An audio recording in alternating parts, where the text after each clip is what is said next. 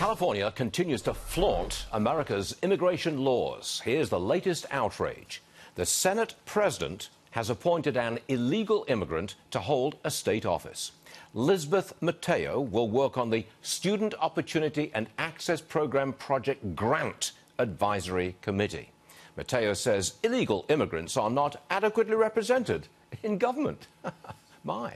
Joining me now, Congresswoman Martha McSally, a member of the Armed Services Committee. She's also running for Arizona's open Senate seat to replace outgoing Senator Jeff Flake. Can I just go back to that for a second? An illegal immigrant in California holds state office, and she works on the Student Opportunity Access Program Project Grant Advisory Committee. Your comment, please. Stuart, I don't know what's going on in California these days. Every day there's a news story about this where they're just defying federal law and the responsibilities that they have in order to keep their community safe, in order to represent their citizens. And so this is just another example. And look, I'm a strong 10th Amendment's right kind of person, but clearly enforcing immigration law and making sure that we have criminal aliens not on our streets, not released from prisons, and then committing additional crimes against people is the responsibility of the federal government, and the state and local government cannot go against that. And so they should not be picking this fight. They should be spending more time focusing on creating jobs and helping the homeless and all their other flawed policies in California with their high taxes. They're all moving to Arizona in order to get away from the conditions there. I'm sure you're glad to have them. But look, it seems to me, and I report on this daily, it seems that California is seceding, that they're not really part of the union. And I also feel that President Trump is confronting that head on. You pleased to see that? Well, we're a republic, and so, you know, we've got very different states, obviously, you know, Mississippi, Maine, Alabama, California. But what's going on in California right now, again, they are defying complying with federal law and federal responsibilities.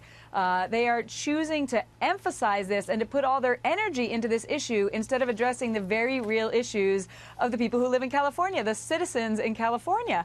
And it's absolutely appropriate for the Trump administration to be taking them on for this. Think about Kate Steinle's family. I mean, she's the one that a lot of people are aware of. A criminal alien who was deported 5 times, was let out of prison, and because of the policies in California, they weren't allowing ICE agents to simply go into the prison and pick him up in order to keep the community safe. So then he was allowed to be in a position to shoot and kill Kate Steinle. It makes no sense. They should be allowing those federal agents into the prisons as opposed to trying to find them out in the communities again. These public safety issues are very real, and the grieving families that are out there are dealing with them every single day. So they need to stop picking this fight. It's absolutely appropriate for the federal government to be challenge them on this and really focus on keep their community safe, provide better opportunity and jobs, and, you know, clean up their act. I see, however, that the president is pushing back hard and is winning some rounds. For example, a court in Texas says it is okay to ban sanctuary cities. That is a significant win for the president, and that ruling could actually be applied in other states, other sanctuary areas.